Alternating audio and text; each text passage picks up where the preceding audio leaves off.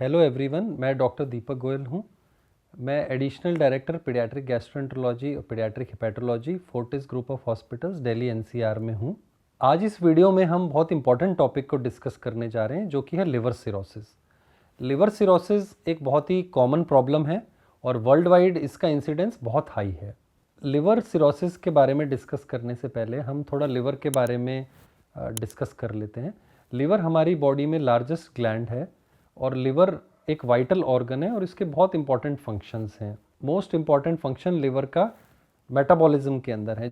जो भी हम प्रोटीन, कार्बोहाइड्रेट और फैट्स डाइट में कंज्यूम करते हैं, लिवर उनको मेटाबोलाइज करता है। लिवर अपने अंदर कार्बोहाइड्रेट को स्टोर करता है ग्लाइकोजन के फॉर्म में, जो कि एनर्जी सोर्स है एक इंपॉर्टेंट बॉडी का। लिवर एल्बुमिन भी प्रोड्यूस करता है। इसके अलावा और भी बहुत इंपॉर्टेंट फंक्शंस हैं लिवर के, जैसे कि टॉक्सिन रिमूवल में लिवर का बहुत इंपॉर्टेंट रोल है। सर्टन हार्मोनल प्रॉपर्टीज़ भी होती है। कुछ इम्यून प्रॉपर्टीज़ में भी इसका बहुत इंपॉर्टेंट रोल है। ब्लड क्लॉटिंग के अंदर भी लिवर बहुत सारे ऐसे सब्सटेंस प्रोड्यूस करता है जो कि आपकी ब्लड क्लॉटिंग में हेल्प करते हैं। तो अगर किसी ऑर्गन या किसी ग्लैंड के इतने इंपॉर्टेंट फंक्शंस हैं तो हमारा ये फ़र्ज़ बनता है कि हम उसको प्रोटेक्ट करके रखें। लिवर एक ऐसा ऑर्गन है जिसकी रीजनरेटिव कैपेसिटी भी बहुत अच्छी होती है। हमने और वीडियोस में भी ये डिस्कस किया है कि दो तरह की लिवर डिजीज़ होती है, एक्यूट लिवर डिजीज़ और chronic liver disease. Acute liver disease एक शॉर्ट ड्यूरेशन की डिजीज़ होती है जो कि आपकी बॉडी में आई और चली गई। जब भी ऐसा होता है और लिवर को इंसल्ट हुआ और एक्यूट डिजीज़ चली गई, तो लिवर की रीजनरेटिव कैपेसिटी की वजह से वो अपने आप को रीजनरेट कर लेता है और वापस बैक टू नॉर्मल हो जाता है। लेकिन जब भी आपकी बॉडी में क्रॉनिक लिवर डिजीज़ सेट इन कर लेती है, लिवर अपने आप को पूरी तरीके से रीजनरेट नहीं कर पाता और उसमें फाइब्रोसिस होने लग जाती है, जिसकी वजह से सिरोसिस होता है। What is liver cirrhosis? जो नॉर्मल लिवर होता है हमारा, वो बहुत ही सॉफ्ट होता है। उसके अंदर एक हेपेटोसाइट्स का नेटवर्क होता है और ब्लड बहुत ही स्मूथली फ्लो कर रहा होता है। उसके अंदर फाइब्रस टिश्यू बिल्कुल भी नहीं होता। जैसे जैसे लिवर में इंसल्ट आती है और वो इंसल्ट परसिस्ट कर रही है, वो इंजरी वापस नहीं जा रही और परसिस्ट कर रही है, तो लिवर अपने आप को हील करता है। शुरू में तो लिवर विदाउट फाइब्रोसिस अपने आप को हील करता है, लेकिन अगर वो इंजरी या इंसल्ट परसिस्ट करती रहती है और लिवर से नहीं जा रही है, आपकी बॉडी से नहीं जा रही, तो धीरे धीरे लिवर टिश्यू हील होने के साथ साथ फाइब्रस टिश्यू उसके अंदर डिपॉजिट होने लगता है। कुछ समय तक ये फाइब्रस टिश्यू इनिशियली तो आपको तंग नहीं करता है। जब बहुत इस तरह का फिनोमिना चलता रहता है और ये फाइब्रस टिश्यू काफ़ी सारा इकट्ठा होता रहता है, तो उस advanced fibrous deposition in liver को ही हम सिरोसिस कहते हैं, जिसके कारण लिवर में और पोर्टल सिस्टम, यानी कि जो पोर्टल वेन लिवर में ब्लड लेकर जा रही है, उसमें प्रेशर इंक्रीज हो जाता है, जिसे हम पोर्टल हाइपरटेंशन कहते हैं। अब लिवर सिरोसिस के क्या सिम्टम्स होते हैं, हम कैसे पता चलाएं कि एक पेशेंट को लिवर सिरोसिस है? तो लिवर सिरोसिस के सिम्टम्स को हम 3 पार्ट्स में डिवाइड कर सकते हैं। फर्स्ट स्टेज तो होती है जिसमें कोई सिम्टम नहीं होता, उसे एसिम्टोमेटिक बोलेंगे। सेकंड अर्ली सिरोसिस होता है, यानी कि कॉम्पनसेटेड सिरोसिस भी बोल सकते हैं। थर्ड है लेट सिरोसिस, यानी कि डीकॉम्पनसेटेड सिरोसिस। जो फर्स्ट फेज है वो एसिम्टोमेटिक होती है। आपकी बॉडी में अंदर ही अंदर धीरे धीरे फाइब्रोसिस हो रहा है लिवर के अंदर और सिरोसिस सेट इन हो रहा है, लेकिन आपकी बॉडी उसको ओवरऑल टॉलरेट कर रही है और कोई सिम्टम पैदा नहीं होने दे रही है। तो ऐसे स्टेज में क्लिनिकली आप देखकर ये नहीं बता सकते कि इनका लिवर, इस पेशेंट का लिवर खराब है या इनका लिवर सिरोसिस की तरफ जा रहा है। जो सेकंड स्टेज होती है, जैसे यानी कि अर्ली सिरोसिस, यानी कि कॉम्पनसेटेड सिरोसिस, उसमें कुछ ऐसे सटल या ऐसे हल्के साइंस आते हैं जिससे कि अगर कोई अच्छा क्लिनिशियन हो या इंटेलिजेंट, वो आप बता सकता है कि इस पेशेंट को अर्ली लिवर इन्वॉल्वमेंट हो रहा है। मेन सिम्टम है वो एनोरेक्सिया, यानी कि भूख कम लगना, टायर्डनेस यानी कि जल्दी थकान आना, हल्का एनीमिया यानी कि थोड़ा हीमोग्लोबिन कम होना, थोड़ा वेग एब्डोमिनल डिस्कम्फर्ट होना या नोजिया या वॉमिटिंग वाली फीलिंग आना। ये नॉन स्पेसिफिक सिम्टम है, ये इन जनरल भी लोगों को हो रहे होते हैं। तो सिर्फ ये वाले सिम्टम देख के थोड़ा बता पाना मुश्किल है, पर अगर कभी भी आपको इस तरह के सिम्टम आए या किसी भी पर्सन में आप ये देखें तो थोड़ा अलर्ट हो जाएं और अपने डॉक्टर से कांटेक्ट करके उसका चेकअप कराएं। जब सिरोसिस एडवांस स्टेज में पहुंच जाती है, यानी कि डीकॉम्पनसेटेड सिरोसिस है, तब काफ़ी सारे ऐसे सिम्टम आते हैं जिससे आप ये इजीली बता सकते हैं कि इनका लिवर इन्वॉल्व हो रहा है। मोस्ट इम्पॉर्टेंट जो साइन है वो है जॉन्डिस। जॉन्डिस यानी कि yellowish discolouration of eyes in urine. तो पेशेंट ये नोट करता है कि उसकी आईज येलो हो रही हैं और यूरिन भी डार्क कलर्ड यानी कि डार्क येलो कलर का यूरिन आने लगता है, जिसे हम जॉन्डिस कहते हैं। जॉन्डिस तो एक ऐसा सिम्टम है कि जो मिस करना बहुत ही मुश्किल है। आप किसी भी पर्सन को देख के बहुत इजीली बता सकते हैं, या पर्सन खुद अपने आप को मिरर में देखता है तो बहुत येलोइश डिस्कलरेशन ऑफ आइज बहुत ही इजीली दिख जाता है। और जॉन्डिस में जनरली यूरिन इतना डार्क होता है कि कोई उसे मिस नहीं कर सकता। इसके अलावा कुछ और इम्पॉर्टेंट सिम्टम्स हैं जो कि डिकॉम्पनसेटेड सिरोसिस की तरफ इशारा करते हैं। उसमें मेन जो आता है वो आपकी बॉडी में स्वेलिंग है। स्वेलिंग आप दो पार्ट्स में ज़्यादा नोट करते हैं, एक तो पीडल एडिमा जिसको हम लेग स्वेलिंग कहते हैं यानी कि फुट स्वेलिंग भी कहते हैं। जब भी एडवांस सिरोसिस होता है तो आप नोट करेंगे कि पेशेंट के पैरों में स्वेलिंग आ रही है। हम उसे पिटिंग एडिमा कहते हैं कि अगर आप उसको प्रेस करके थोड़ी देर छोड़ेंगे एक पिट टाइप बन जाता है, क्योंकि उनके फीट में यानी कि उनके पैर में अंदर वाटर इकट्ठा हो रहा है। इसके अलावा एक एसाइटिस भी एक बहुत इंपॉर्टेंट सिम्टम होता है सिरोसिस का। एसाइटिस का मतलब कि पेट में पानी का इकट्ठा होना। जैसा कि हमने अभी ऊपर डिस्कस किया था लिवर सिरोसिस में कि सिरोसिस जब सेट इन होता है तो पोर्टल हाइपरटेंशन हो जाता है, यानी कि पोर्टल वेन और लिवर के अंदर एक तरह का एक्स्ट्रा प्रेशर जनरेट हो जाता है। उस एक्स्ट्रा प्रेशर जनरेट होने के कारण धीरे धीरे आपके पेट में पानी इकट्ठा होने लग जाता है। वो शुरू में तो वो विजिबल नहीं होता है, लेकिन वो एक सर्टन अमाउंट से ज़्यादा जब पानी इकट्ठा होता है तो पेशेंट ये फील करता है कि उसको एब्डोमेन में कुछ भारीपन यानी कि ब्लोटिंग या हैवीनेस टाइप की फीलिंग आती है। और एक सर्टन अमाउंट से ज़्यादा पानी इकट्ठा होने में वो ग्रॉसली आप देख के बता सकते हैं कि इनका एब्डोमेन स्वोलन हो रहा है यानी कि एसाइटिस हो रहा है। इसके अलावा दो इम्पॉर्टेंट और सिम्टम्स होते हैं जो कि पेशेंट में हो सकते हैं।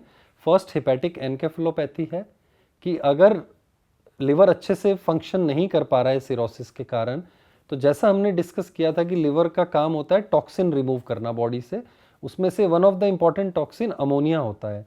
तो सिरोटिक लिवर अच्छे से अमोनिया को एक्सक्रीट नहीं कर पाता, उसकी वजह से अमोनिया का ब्लड में लेवल इंक्रीज होता है जो कि एनकेफेलोपैथी कर सकता है।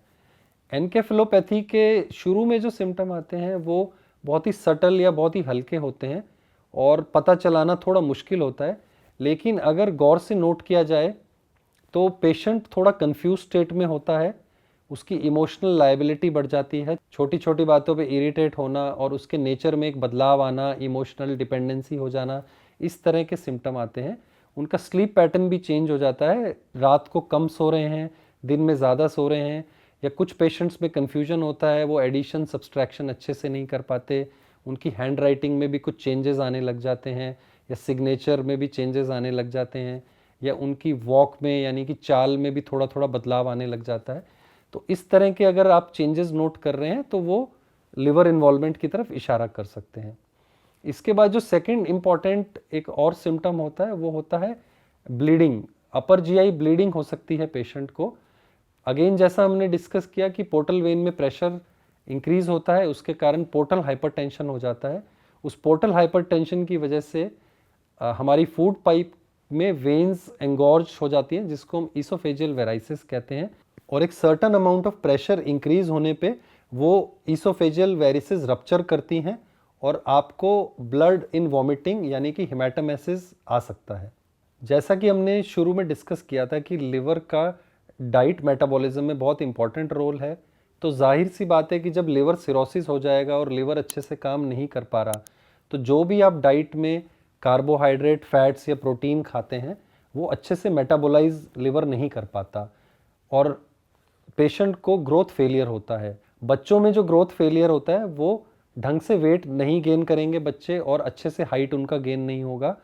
एडल्ट्स में भी या तो वेट गेन अच्छे से नहीं होगा या धीरे धीरे उनका वेट लॉस होना शुरू हो जाएगा। इसके अलावा विटामिन और मिनरल डेफिशिएंसीज के लिए भी काफ़ी प्रोन हो जाते हैं पेशेंट। लिवर की काफ़ी हमने डिस्कस की थी कि इम्यूनोजेनिक प्रॉपर्टी भी होती है। इम्यूनिटी में लिवर हेल्प करता है इन्फेक्शंस को फाइट करने के लिए। तो लिवर सिरोसिस में पेशेंट इन्फेक्शंस के लिए प्रोन हो जाता है और छोटे छोटे इन्फेक्शंस उसको एक बड़ा रूप धारण कर सकते हैं। अब इम्पॉर्टेंट कॉजेज़ लिवर सिरोसिस के क्या होते हैं? अगर हम बच्चों में देखें तो कॉन्जेनाइटल प्रॉब्लम, स्ट्रक्चरल प्रॉब्लम जैसे कि बिलियरी एट्रेजिया, एलाजिली सिंड्रोम, इस तरह के प्रॉब्लम्स लिवर सिरोसिस कर सकते हैं। कुछ मेटाबॉलिक प्रॉब्लम्स होती हैं, हेरिडिटरी या जेनेटिक प्रॉब्लम्स, वो भी लिवर सिरोसिस कर सकती हैं। उसमें बहुत वैरायटी ऑफ डिजीज़ेज़ हैं जो कि इस तरह का सिरोसिस कर सकती है। इसके अलावा कुछ क्रॉनिक लिवर डिजीज़ हैं जैसे कि Wilson's disease, auto immune, hepatitis B, hepatitis C, या कुछ क्रॉनिक एक्सपोजर ऑफ ड्रग्स या टॉक्सिन्स, उसकी वजह से भी लिवर सिरोसिस हो सकता है। बड़ों में अल्कोहल एक बहुत इंपॉर्टेंट फैक्टर है जो कि लिवर सिरोसिस करता है। उसके अलावा hepatitis B, C, Wilson's disease, auto immune liver disease, primary biliary cirrhosis, इस तरह की काफ़ी सारी डिजीज़ेज जो कि लिवर सिरोसिस कर सकती है। कॉन्जेनाइटल और मेटाबॉलिक डिसऑर्डर्स जनरली एडल्ट्स में इतना प्रॉब्लम नहीं करते, वो बच्चों में ज़्यादातर प्रॉब्लम करते हैं। काफ़ी सारे केसेस में ईटियोलॉजी या कुछ कॉजेटिव एजेंट नहीं मिलता और सारे टेस्ट या सब कुछ कराने के बाद भी आपको कोई कॉज नहीं मिलता। ऐसे केसेस को हम इडियोपैथिक या फिर क्रिप्टोजेनिक लिवर सिरोसिस भी बोलते हैं। एज ए हेपेटोलॉजिस्ट जब भी पेशेंट हमारे पास लिवर रिलेटेड कुछ सिम्टम्स लाता है जो कि हमने डिस्कस किए हैं, तब हम अलर्ट होते हैं कि कुछ ना कुछ लिवर प्रॉब्लम चल रही है और शायद इनको कहीं लिवर सिरोसिस ना हो।